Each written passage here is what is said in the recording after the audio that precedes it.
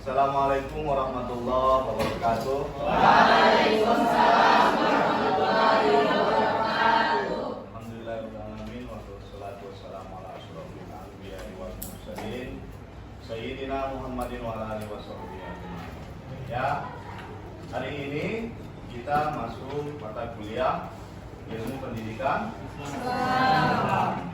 Ya, jadi ini salah satu mata kuliah yang wajib kita pelajari. Ya, dengan saya sendiri, dosennya Mubarak, Sekolah Tinggi Ilmu Islam Kabupaten Batu. Ya, sebelum kita belajar, mari kita berdoa yang akan dipimpin oleh Ketua Kosma. Ya, silakan. Atau kita baca sama-sama. Sama-sama. Bismillahirrahmanirrahim. Bismillahirrahmanirrahim. Taufiq.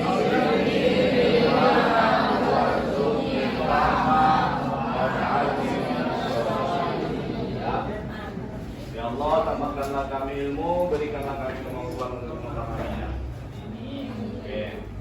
Nah, untuk absen nanti silakan diisi di absen link Google ya. Oke. Nah, sebelum kita melanjutkan pelajaran mata kuliah hari ini, ada baiknya kita jelaskan dulu tentang kegiatan tatap muka kita mengenai LPS ya. Hari ini CPMK sub CPMK-nya adalah mahasiswa mampu memahami, menganalisis dan mengevaluasi tentang lembaga-lembaga pendidikan Islam.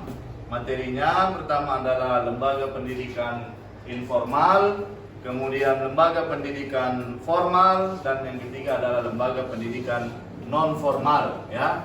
Jadi untuk itu nanti kita akan menganalisis berupa jurnal-jurnal atau artikel. Artikel itu ada artikel yang saya terbitkan dan juga ada artikel yang diterbitkan oleh kawan. Nah, untuk itu kita di sini ada moderasi agama. Moderasi agama itu adalah setiap lembaga itu memiliki mazhab atau pemahaman yang berbeda-beda. Ya, maka untuk itu kita akan membahas pada lembaga-lembaga pendidikan Islam yang ada di Indonesia ya. Oke. Lembaga pendidikan ini adalah pertemuan kita yang ke-9. Yang lalu kita telah mempelajari tentang tahap-tahapan atau periode pendidikan ya. Dalam dunia pendidikan, dalam dunia Islam, anak itu dididik bukan setelah dia sekolah, tapi anak itu dididik justru sebelum dia sekolah, yaitu mulai dari kandungan. Apa namanya istilahnya? Pranatal ya. Pranatal itu adalah pendidikan ketika berada anak dalam kandungan. Kemudian pasca natal yaitu anak setelah dilahirkan ya. Oke. Baiknya masuk kita ke lembaga-lembaga pendidikan. Ya, lembaga-lembaga pendidikan itu ada 3. Pertama lembaga formal, kemudian lembaga informal dan lembaga non formal. Jadi minggu lalu Bapak sudah mengasih kalian tugas. Jadi masuklah kita kepada diskusi kelompok. Untuk itu silakan kelompok formal untuk mempresentasikan tugas yang Bapak kasih. Formal. Ya. Formal mana? Oke, silakan. Nanti yang kelompok informal dan non formal menanyakan. Assalamualaikum warahmatullahi wabarakatuh. Waalaikumsalam warahmatullahi wabarakatuh. Perkenalkan, nama saya Aywalinda. Saya sebagai moderator dari kelompok lembaga pendidikan formal. Oke, seperti yang kita ketahui, Indonesia merupakan salah satu negara yang memiliki mayoritas Muslim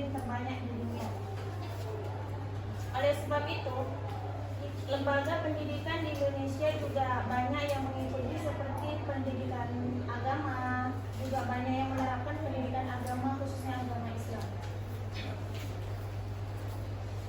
Sebagai contoh seperti pesantren. Pesantren merupakan tempat pendidikan agama, ada yang pesantren klasik maupun pesantren modern. Namun seperti yang kita ketahui, pesantren klasik lebih ketinggalan. Kenapa lebih ketinggalan? Karena mereka lebih ke mempelajari itu lebih ke agamanya ketimbang seperti mata pelajaran umum. Seperti contohnya kita sekarang lebih ke umum daripada ke yang ke agamanya.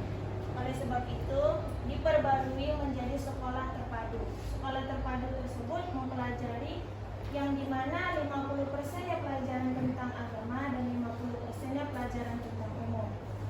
Namun setelah itu, pemerintah juga mempersiapkan lembaga pendidikan seperti madrasah, di mana madrasah itu mempelajari 30% pendidikan tentang agama dan 70% pendidikan tentang ilmu pengetahuan umum.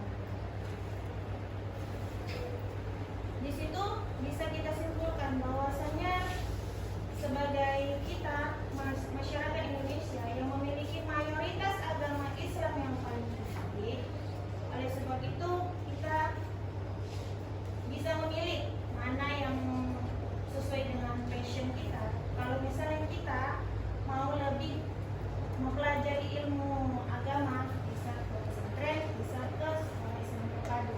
Kalau kita mau mempelajari seperti lebih banyak ke ilmu umum, ilmu sosial atau ilmu yang duniawi, itu lebih ke madrasahnya karena lebih 70%-nya lebih ke ilmu pengetahuan. Ya, silakan lanjut ke kelompok non formal. Tanya jawabnya nanti. Oke, lanjut. Assalamualaikum warahmatullahi wabarakatuh. Waalaikumsalam warahmatullahi wabarakatuh. Sebelumnya terima kasih kepada dosen dan para mahasiswa yang telah memberikan kontribusi dan waktu untuk kelompok non formal. Baiklah, saya sebagai moderator dan sebagai pembawa acara, saya akan membawakan jalannya acara. Sebelum itu, apakah sudah ada yang tahu apa arti dari lembaga pendidikan? Dan apakah itu lembaga non formal? Pengertian pendidikan Islam non formal ialah pendidikan Islam yang setiap kegiatan terorganisasi dan sistematis di luar sistem persekolahan yang mapan, dilakukan secara mandiri atau merusak bagian penting dari kegiatan yang lebih luas yang sengaja dilakukan untuk melayani anak-anak tertentu di dalam mencapai tujuan. Selanjutnya, apa contoh pendidikan non formal? Contoh pendidikan non formal adalah lembaga kursus dan pelatihan. Lembaga kursus dan pelatihan merupakan pendidikan non formal yang diselenggarakan oleh sekelompok masyarakat seperti kelompok belajar, pusat kegiatan belajar masyarakat, majelis taklim, dan satuan pendidikan sejenis. Terima kasih, itulah pengertian dari kami. Sekian dan terima kasih. Ya, silakan presentasikan kelompok yang informal. Baik, Assalamualaikum warahmatullahi wabarakatuh. Waalaikumsalam warahmatullahi wabarakatuh. Assalamualaikum warahmatullahi wabarakatuh. Waalaikumsalam warahmatullahi wabarakatuh. Sebelumnya, perkenalkan nama saya Romelianda Azmi. Saya dari kelompok 2 ingin mewakili untuk menjelaskan kesimpulan dari pendidikan informal. Pendidikan informal yang biasa kita ketahui pendidikan anak yang dibentuk dari keluarga berperspektif Islam. Pendidikan yang didasarkan pada tuntunan agama Islam yang diterapkan dalam keluarga yang dimaksud untuk membentuk anak agar bisa menjadi manusia beriman dan bertakwa pada Tuhan Yang Maha Esa. Pendidikan agama Islam untuk anak-anak harus dilakukan sejak janin masa dalam kandungan. Pendidikan agama Islam ini dilakukan dengan cara mengadakan selamatan atau pembacaan Al-Quran yang biasa kita ketahui kalau anak-anak yang baru lahir ada pembuatan nama atau syukuran yang biasa kita ketahui di lingkungan kita. Pola pendidikan agama Islam yang dapat dipraktikkan oleh orang tua adalah pola keteladanan, adat istiadat, nasihat, perhatian atau pola ganjaran dan hukuman di dalam keluarga tersebut. Pola-pola pendidikan yang dipraktikkan tersebut tidak berdiri sendiri, tetapi saling mendukung dan terkait satu dengan yang lainnya. Demikian dari kelompok 2. Terima kasih. Assalamualaikum warahmatullahi wabarakatuh. Waalaikumsalam. Oke, melihat dulu. Ya, sekarang kita masuk diskusi tanya jawab. Nah, silakan kelompok formal menanya kelompok informal ataupun non formal. Silakan. Atau siapa yang kelompoknya mau bertanya silakan.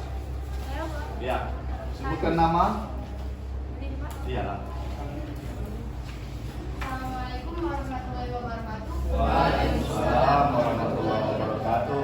Perkenalkan, nama saya Dwi Mulyani. Saya ingin bertanya dengan kelompok dari formal.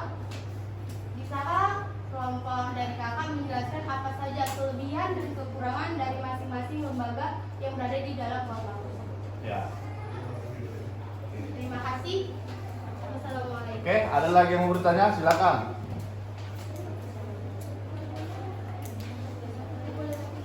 Ada? Kepada kelompok lain? Nah, ya. Assalamualaikum warahmatullahi wabarakatuh. Waalaikumsalam warahmatullahi wabarakatuh. Saya perwakilan dari kelompok non formal ingin bertanya apa saja yang termasuk pendidikan informal. Terima kasih. Oke. Ya. Jadi itulah tadi lembaga-lembaga yang ada dalam dunia pendidikan Islam. Yang pertama adalah pendidikan formal. Apa itu pendidikan formal?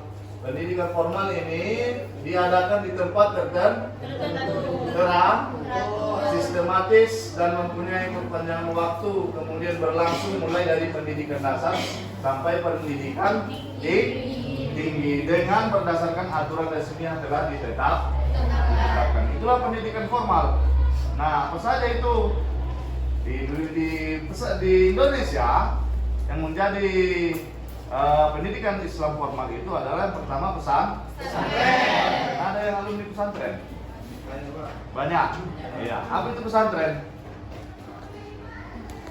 Nah, pesantren adalah tempat orang-orang untuk menimba ilmu agama atau istilahnya tafaqquh fid din, ya. Pesantren itu ada dua macam. Nah, pertama pesantren klasik. Klasik ini adalah dia tak ada pelajaran agama, tak ada pelajaran umum. Yang ada hanya pelajaran agama. Hanya mempelajari kitab kuning atau kitab gundul dalam bahasa sehari-hari. Kemudian ada namanya pesantren modern. Modern ini 50-50. 50% mempelajari ilmu agama, kitab kuning, 50% lagi mempelajari ilmu umum. Nah, kemudian supaya dikatakan pesantren itu ada beberapa hal yang harus terpenuhi. Yang pertama adalah ada pondoknya. Nah, kemudian ada masjid, ya, tempat beribadah santri. Kemudian ada kiai atau bahasa kita sana ada buyanya. Kemudian ada santri. Nah, dan terakhir adalah harus ada kitab kuning atau kitab klasik, ya.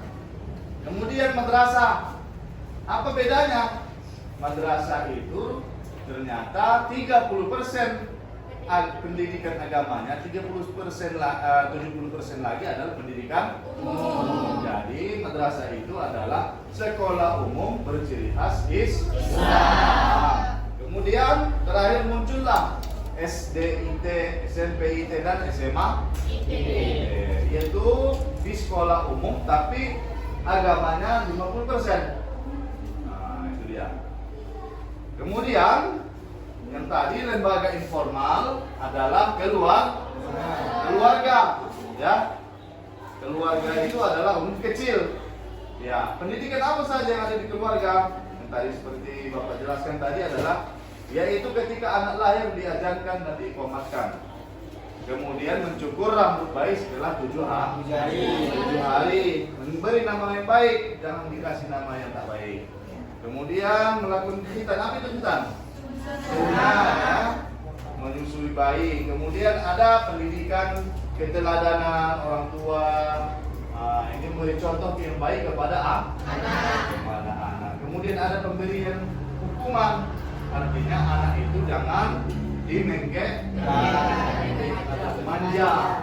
Harus kalau dia memang bersalah diberi hukuman. Kemudian jangan pula dihukum saja, harus diberi pujian juga. Oke. Nah, terakhir kembali ke lembaga non formal itu adalah bentuk pendidikan yang diselenggarakan dengan sengaja di luar informal dan non formal, seperti masjid, ya, masjid, majelis taklim, kemudian ada TPQ, kemudian ada kursus dan ada musabaqah tilawatul Quran. Ya, inilah contoh pendidikan di masyarakat. Misalnya wirid, ngaji wirid ibu-ibu, kemudian wirid sama bapak-bapak, kemudian majelis taklim dan tabligh akbar. Oke. Sekarang Bapak akan memberikan kalian permasalahan yang terjadi saat ini. Tiap kelompok saya akan bagikan, kemudian kalian kasih solusi bagaimana untuk pemecahan dari masalah yang terjadi di Indonesia.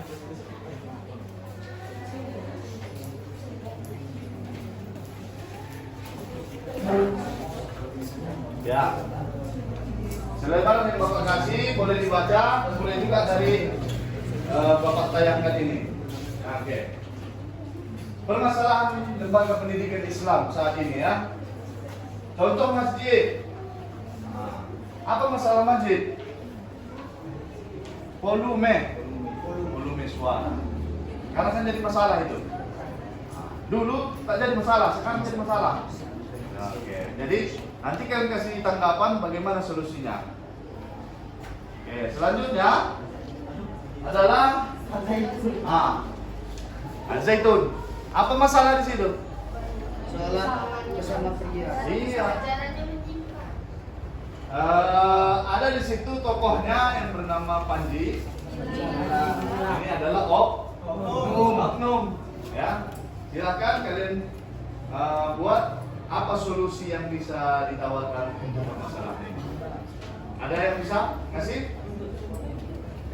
Ya, silakan masukkan atau tanggapan mengenai permasalahan ini. Siapa? Ada?